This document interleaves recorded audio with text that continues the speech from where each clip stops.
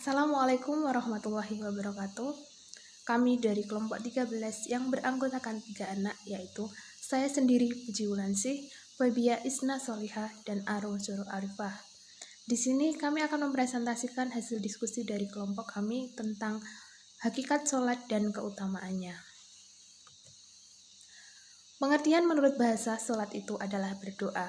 Sedangkan menurut istilah, sholat adalah suatu perbuatan serta perkataan yang dimulai dengan takbir dan diakhiri dengan salam sesuai dengan persyaratan yang ada. Secara lahiriah, sholat berarti beberapa ucapan dan perbuatan yang dimulai dengan takbir dan diakhiri dengan salam, yang dengannya kita beribadah kepada Allah menurut syarat-syarat yang telah ditentukan. Adapun secara hakikinya ialah berhadapan hati atau jiwa kepada Allah secara yang mendatangkan takut kepadanya serta menumbuhkan di dalam jiwa rasa kebesarannya dan kesempurnaan kekuasaannya atau mendohirkan hajat dan keperluan kita kepada Allah yang kita sembah dengan perkataan dan pekerjaan atau dengan kedua-duanya. Hakikat sholat adalah menghadapkan hati dan jiwa kepada Allah dengan cara yang dapat mendatangkan perasaan takut dan cinta kepadanya, serta menumbuhkan dalam jiwa akan kebesarannya.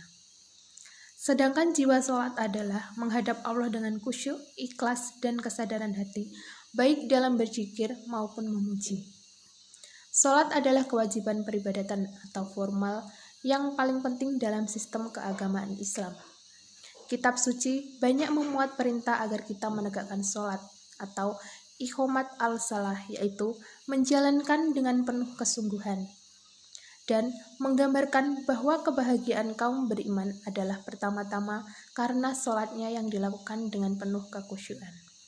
Untuk selanjutnya akan disampaikan oleh teman saya, yaitu Febia Isna Solihah.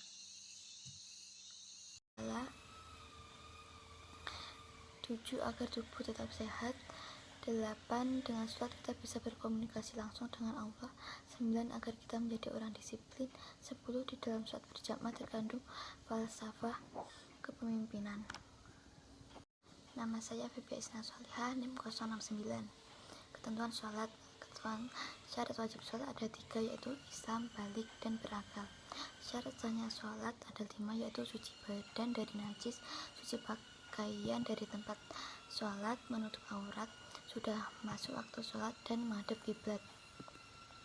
Rukun sholat yaitu niat takbiratul ihram, berdiri tegak, membaca surat Al-Fatihah pada setiap rakaat, ruku, i'tidal, sujud, duduk antara dua sujud, duduk tasyahud akhir, baca doa tasyahud akhir, baca sholawat Nabi, salam, tertib.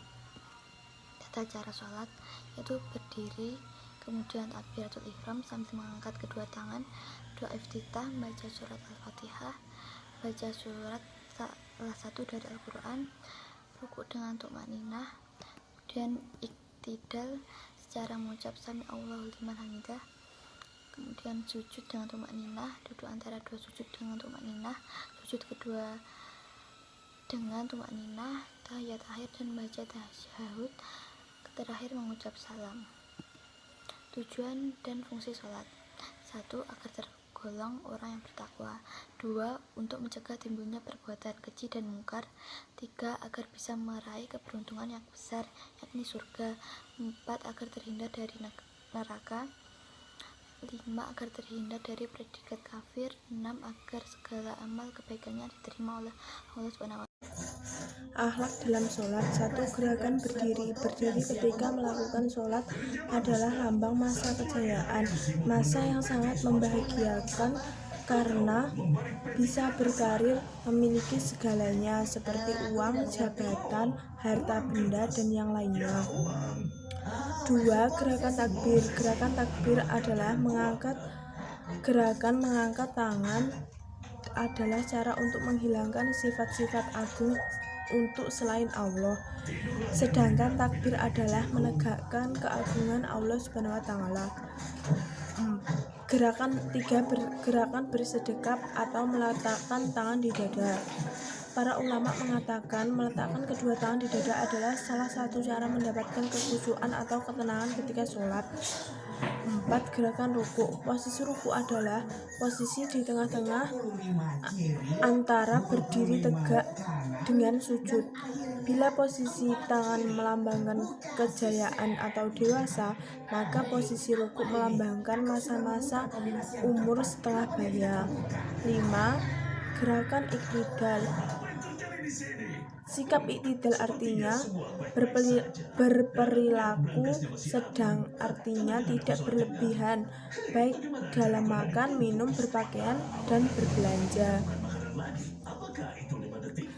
6. Gerakan sujud. Gerakan sujud ini melambangkan ketidakmampuan manusia di hadapan Tuhannya, karena wajah yang sangat dikagumi setiap bercermin sebagai simbol kemuliaan yang harus pasrah. 7. Gerakan duduk.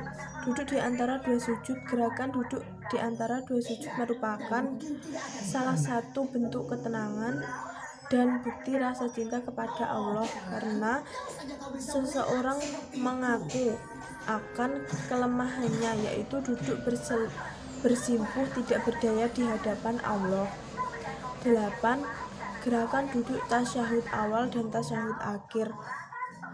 Posisi ini memberikan pengajaran kepada kita bahwa anggota tubuh bagian kanan lebih sesuai untuk melakukan perbuatan yang baik. 9. Gerakan salam di dalam sholat diakhiri dengan salam sambil menoleh ke kanan dan ke kiri, mengandung seolah-olah seorang berjanji di hadapan Allah bahwa bersedia untuk selalu melakukan sesuatu yang artinya membuat keselamatan, kedamaian, dan ketenangan terhadap orang lain dan lingkungan tempat maupun tempat berada. Sesungguhnya Allah SWT adalah Tuhan yang Maha Rahman dan Maha Rohim, yang Maha Tahu akan segala apa yang ada di bumi, sehingga setiap apapun yang diperintahkan dan dilarangkan olehnya benar-benar menunjukkan kasih sayang dan cintanya kepada setiap makhluk di muka bumi. Allah SWT berfirman dalam surat Al-Kautsar ayat 2, maka dirikanlah sholat karena Tuhanmu dan berkorbanlah.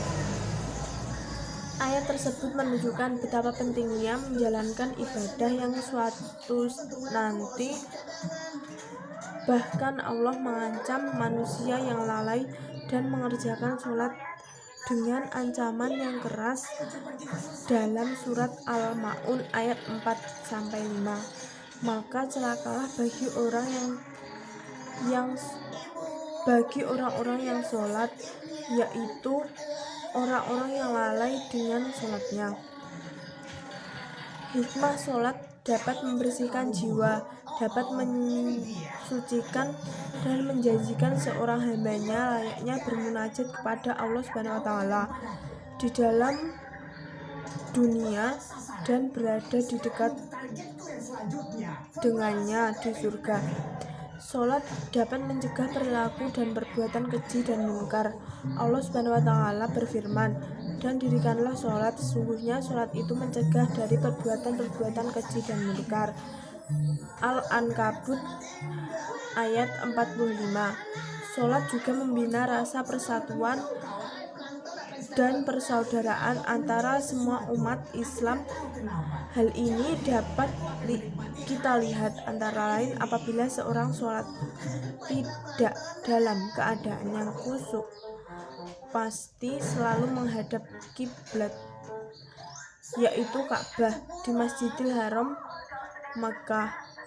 Umat Islam di seluruh dunia mempunyai satu pusat titik konsentrasi dan beribadah dan menyembah kepada Kholiknya, yaitu Ka'bah. Hal ini membawakan dampaknya secara psikologis, yaitu persatuan, kesatuan, dan kebersamaan sesama umat Islam.